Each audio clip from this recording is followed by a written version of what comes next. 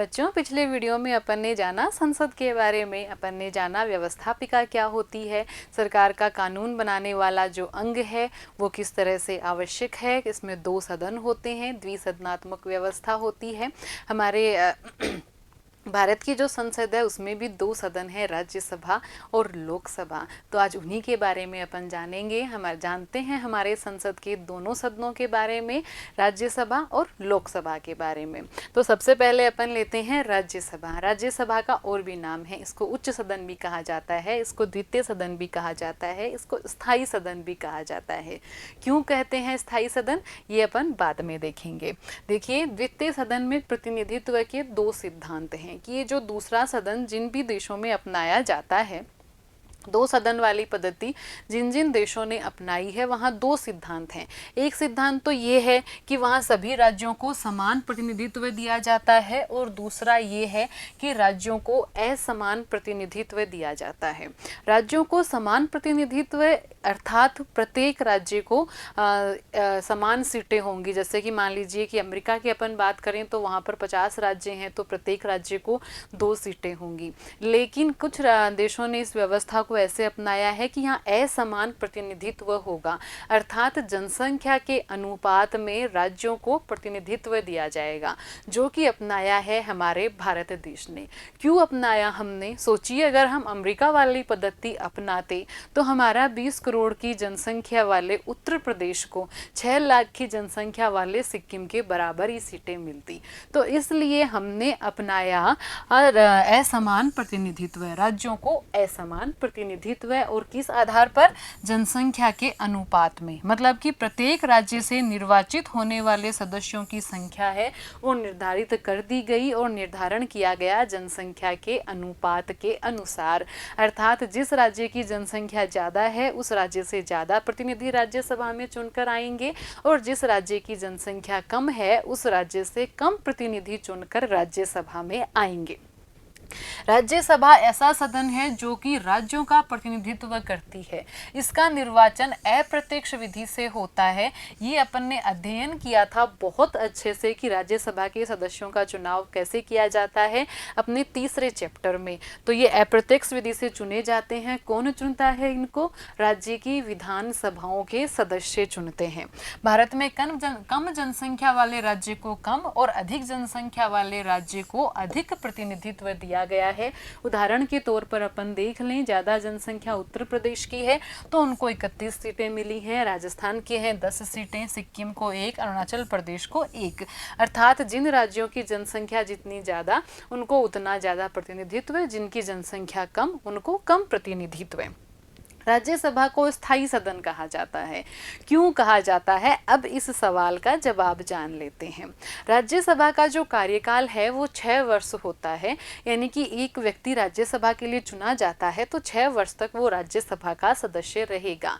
लेकिन राज्यसभा लोकसभा की तरह पूरा सदन एक साथ खाली नहीं होता। तो यहाँ प्रत्येक 2 वर्ष के बाद में 1/3 सदस्य अपना 6 वर्ष का कार्यकाल पूरा कर लेते हैं। अर्थात पूरी तरह से सदन के सभी सदस्य एक साथ अपना कार्यकाल पूरा नहीं करते हैं, इसलिए इस सदन को स्थायी सदन कहा जाता है। देखिए, राज्यसभा के सदस्यों का कार्यकाल 6 वर्ष है। सभी सदस्य अपना कार्यकाल एक साथ पूरा नहीं करते हैं। प्रत्येक 2 वर्ष पर राज्यसभा के लिए 1/3 सदस्य अपना कार्यकाल पूरा करते हैं। 2 वर्ष के अंतर्गत हर 2 वर्ष के बाद में राज्यसभा के 1/3 सदस्य अपना कार्यकाल पूरा कर लेते हैं, और उन 1/3 सीटों पर फिर से राज्यसभा के नए सदस्य आते हैं, नया चुनाव यहाँ हो जाता है। फिर आगे 2 आने वाले सालों में फिर से 1/3 सदस्य अपना कार्यकाल पूरा करते हैं, और फिर उन 1/3 सदस्यों के लिए चुनाव हो जाता है। इस तरह से ये सदन कभी भी एक साथ पूरा खाली नहीं होता है। यहाँ नए सदस्यों का चुनाव हर 2 वर्ष में होता रहता है। इस तरह राज्यसभा कभी भी पूरी तरह भंग नहीं होती है, इसलिए राज्यसभा को स्थायी सदन कहा जाता है। अब देखिए लाभ क्या है इसका, कि क्यों राज्यसभा को स्थायी सदन बनाया। क्यों नहीं लोकसभा की तरह इसका भी चुनाव बस एक बार 5 साल में या 6 साल में हो जाता, क्यों हर 2-2 साल बाद में ये चुनाव का झमेला लेना। तो देखिए क्या लाभ है इसके लाभ ये हैं कि कई बार होता है कि लोकसभा भंग होती है, हम सभी जानते हैं लोकसभा भंग हो जाती है, चुनाव होने बाकी होते हैं, चुनाव में कुछ समय लग जाता है, तब हमारे पास ऐसा विकल्प होता है राज्यसभा का कि कोई भी जरूरी अगर विधेयक है तो उसके ऊपर चर्चा हो जाती है, मामलों को निपटाया जा सकता है राज्यसभा के माध्यम से। इसलिए राज्यसभा को एक स्थायी सदन बनाया गया। फिर बात करते हैं राज्यसभा की शक्तियों और कार्य के बारे में कि जो ये हमारा द्वितीय सदन है, उच्च सदन है, क्या क्या इसकी शक्तियां हैं और क्या क्या इसके कार्य हैं। देखते हैं, पहला कार्य, सामान्य विधेयकों पर विचार कर उन्हें पारित करती है और धन विधेयकों में संशोधन प्रस्तावित करती है। सामान्य विधेयक जितने भी हैं वो लोकसभा में पारित होना भी आवश्यक है और उतने ही आवश्यक हैं राज्यसभा में भी पारित होना। धन विधेयक के मामले में राज्यसभा की शक्तियां कम हैं, 14 दिवस का राज्यसभा के पास समय होता है, अगर वो पारित कर देती है तो ठीक है, अन्यथा उसको अपने आप ही पारित मान लिया जाता है। हाँ, राज्यसभा अपने सुझाव दे सकती है लोकसभा को, लेकिन लोकसभा उनको मानने के लिए बाध्य नहीं है। संवैधानिक संशोधनों को पारित करती है। संविधान संशोधन के मामले में लोकसभा और राज्यसभा की शक्तियां बराबर हैं।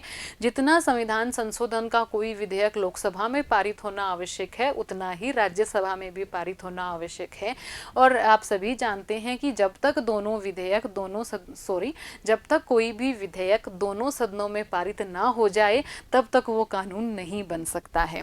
प्रश्न पूछकर, संकल्प और प्रस्ताव प्रस्तुत करके कार्यपालिका पर नियंत्रण भी रखती है राज्यसभा, और राष्ट्रपति और उपराष्ट्रपति के चुनाव में भी राज्यसभा की भागीदारी होती है। राष्ट्रपति, उपराष्ट्रपति, सर्वोच्च न्यायालय और उच्च न्यायालय के न्यायाधीशों को हटाने के कार्य में भी, जो हटाने की प्रक्रिया है उसमें भी राज्यसभा शामिल होती है।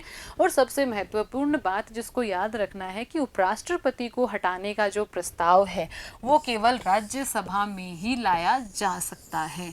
उपराष्ट्रपति को हटाने का प्रस्ताव केवल और केवल राज्यसभा में ही लाया जा सकता है। यह संसद को राज्य सूची के विषयों पर कानून बनाने का अधिकार भी दे सकती है, ये भी राज्यसभा का कार्य है। तो चलिए अब अपन चलते हैं अपने दूसरे सदन की ओर, जो है लोकसभा। हम सभी ने ये जाना था कि संसद के दो सदन हैं, एक राज्यसभा और दूसरा लोकसभा। अभी अपन ने जाना कि राज्यसभा राज्यों का प्रतिनिधित्व करती है, वहीं लोकसभा जनता का प्रतिनिधित्व करती है, आम नागरिक का प्रतिनिधित्व करती है। राज्यसभा के जो सदस्य हैं उनका निर्वाचन अप्रत्यक्ष तरीके से होता है, विधानसभा के सदस्यों द्वारा होता है, जबकि लोकसभा के सदस्यों का निर्वाचन प्रत्यक्ष जनता द्वारा होता है। जनता स्वयं वोट करके अपने क्षेत्र से लोकसभा के लिए सदस्य चुनकर भेजती है। संपूर्ण भारत को लोकसभा की जितनी सीटें हैं उतने निर्वाचन क्षेत्रों में बांट दिया जाता है, और प्रत्येक निर्वाचन क्षेत्र से 5 साल के लिए जनता के चुने हुए प्रतिनिधि लोकसभा में अपनी उपस्थिति दर्ज कराते हैं। देखिए, लोकसभा का निर्वाचन प्रत्यक्ष जनता द्वारा सीधे चुनाव होते हैं। पूरे देश को लगभग समान जनसंख्या वाले निर्वाचन क्षेत्रों में बांटा जाता है।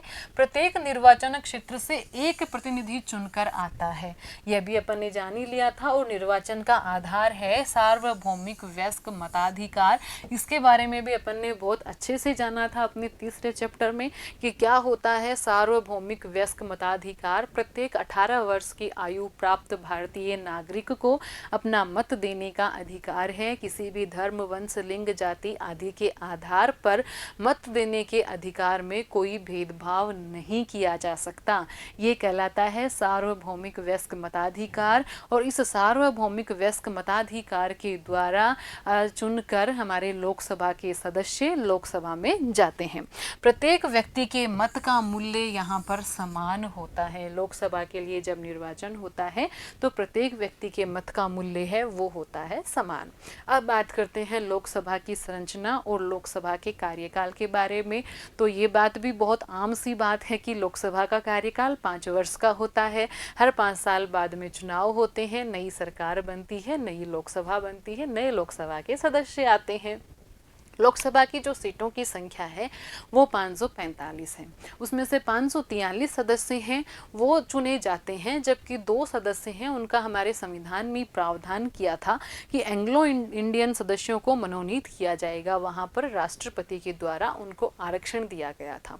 लेकिन एक महत्वपूर्ण बात जो यहाँ पर मैं जोड़ना चाहूँगी वो ये कि सरकार द्वारा जब 104वां संविधान संशोधन किया गया, जिसमें कि अनुसूचित जाति और अनुसूचित जनजाति के लिए आरक्षण आगामी 10 वर्षों के लिए बढ़ाया गया है, लेकिन ये आरक्षण इन 2 एंग्लो इंडियन की जो सीटें हैं लोकसभा में उनके लिए अब नहीं बढ़ाया गया है। चलिए जानते हैं अपन लोकसभा के बारे में। अब लोकसभा में 545 सदस्य हैं, टोटल सदस्य हैं 545, उसमें से 543 हैं वो निर्वाचन क्षेत्रों से चयनित होते हैं और 2 सदस्य एंग्लो इंडियन समुदाय से मनोनीत होते हैं, जो कि राष्ट्रपति मनोनीत किया करते थे। आगे चलते हैं। लोकसभा के सदस्यों को 5 वर्ष के लिए चुना जाता है। यदि कोई दल या दलों का गठबंधन सरकार ना बना पाए, कि कोई भी दल बहुमत में ना हो और कोई गठबंधन भी सरकार ना बना पाए, तो प्रधानमंत्री सरकार राष्ट्रपति को सलाह देकर 5 वर्ष से पूर्व भी लोकसभा को विघटित करवा सकते हैं, लोकसभा को भंग करवा सकते हैं।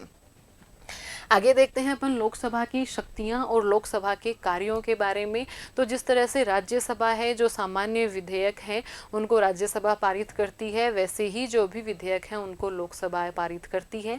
जितना राज्यसभा में पारित होना आवश्यक है, लोकसभा में भी प्रत्येक विधेयक को कानून बनने से पहले पारित होना आवश्यक है।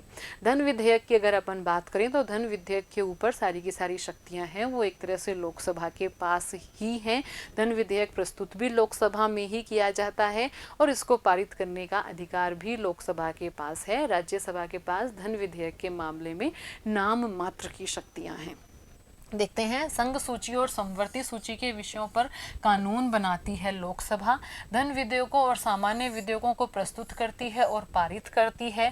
कर प्रस्ताव है, बजट है, वार्षिक वित्तीय वक्तव्य हैं, उनको स्वीकृति देती है।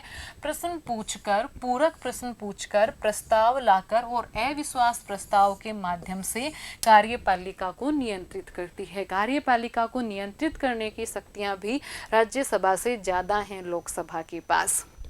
संविधान में संशोधन करती है, आपातकाल की घोषणा की स्वीकृति देती है, राष्ट्रपति और उपराष्ट्रपति का चुनाव करती है, राष्ट्रपति, उपराष्ट्रपति, सर्वोच्च न्यायालय और उच्च न्यायालय के न्यायाधीशों को हटा सकती है, समिति और आयोगों का गठन करती है और उनके प्रतिवेदनों पर विचार करती है।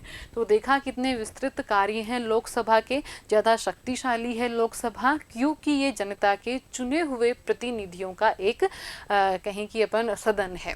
अब अपन तुलना कर लेते हैं, देख लेते हैं एक बार राज्यसभा और लोकसभा की विशेष शक्तियों के बारे में कि राज्यसभा को कौन सी विशेष शक्तियां प्राप्त हैं और लोकसभा को कौन सी विशेष शक्तियां प्राप्त हैं।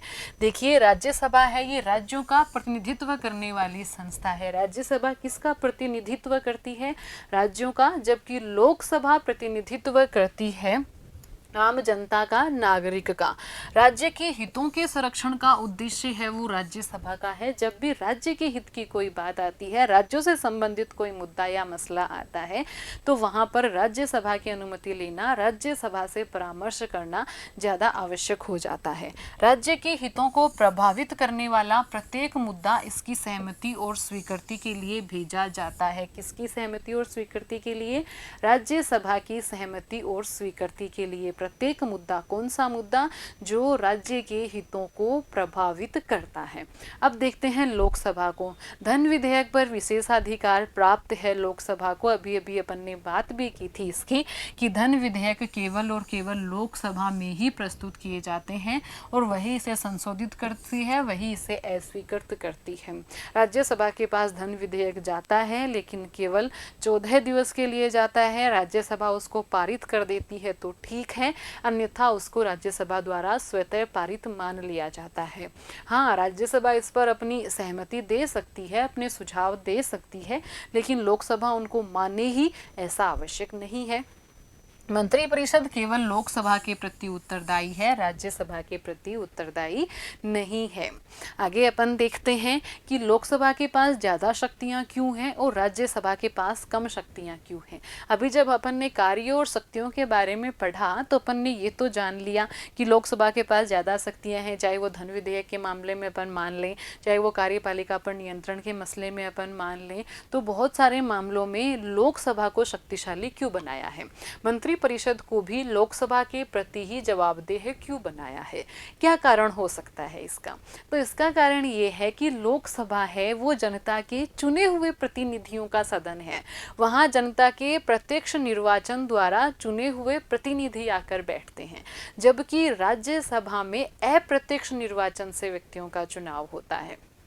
देख लेते हैं, राज्यसभा को जनता नहीं विधायक चुनते हैं और संविधान द्वारा अपनाई गई लोकतांत्रिक व्यवस्था के पास अंतिम शक्ति होती है, क्योंकि संविधान का ये मानना है कि जो शक्तियां हैं सबसे अधिक वो लोकतांत्रिक व्यवस्था के अंतर्गत होनी चाहिए और लोकतांत्रिक व्यवस्था के अंतर्गत सर्वाधिक शक्तियां होंगी जनता के द्वारा चुने हुए व्यक्तियों के पास में। अतः जनता द्वारा प्रत्यक्ष विधि से निर्वाचित प्रतिनिधियों के पास ही सरकार को हटाने और वित्त पर नियंत्रण रखने की शक्ति होनी चाहिए। संविधान के सिद्धांतों के अनुकूल ही, लोकतंत्र के सिद्धांतों के अनुकूल ही ये व्यवस्था की गई है कि उसी सदन के पास ज़्यादा शक्तियां होनी चाहिए जो कि जनता द्वारा सीधे चुने हुए प्रतिनिधियों से बना है। सामान्य और संवैधानिक विधेयकों को पारित करने, राष्ट्रपति पर महाभियोग लगाने और उपराष्ट्रपति को हटाने के संबंध में लोकसभा और राज्यसभा की शक्तियां समान हैं। सामान्य विधेयकों के मामले में भी और संवैधानिक संशोधन के मामले में भी। सामान्य विधेयक में भी एक जगह जब संयुक्त बैठक आती है, संयुक्त बैठक का जब मसला आता है तब राज्यसभा की शक्तियां थोड़ी कम हो जाती हैं, लेकिन अगर संवैधानिक संशोधन की बात करें तो वहां राज्यसभा और लोकसभा दोनों की शक्तियां पूरी तरह समान हैं, यानी कि संविधान में संशोधन करने के लिए दोनों सदनों में विधेयक का पारित होना आवश्यक है। तो जाना अपन ने अपनी संसद के दोनों सदनों के बारे में, राज्यसभा के बारे में भी और लोकसभा के बारे में भी। अपन ने ये भी जाना क्या इनके कार्य हैं, क्या इनकी शक्तियाँ हैं और क्या इनके विशेषाधिकार हैं और क्यों लोकसभा ज़्यादा शक्तिशाली है राज्यसभा से। तो अब ले लेते हैं इसके प्रश्न। पहला क्वेश्चन है, राज्यसभा को स्थायी सदन क्यों कहा जाता है। इसके बारे में अपन ने डिस्कस किया था कि राज्यसभा कभी भी पूरी तरह भंग नहीं होती है। लोकसभा की शक्तियों का वर्णन करना है, इसके बारे में भी अपन ने विस्तार से चर्चा कर ली है कि क्या क्या शक्तियाँ हैं लोकसभा की। उम्मीद है आप इसका बहुत अच्छा सा आंसर लिख पाएंगे। धन्यवाद।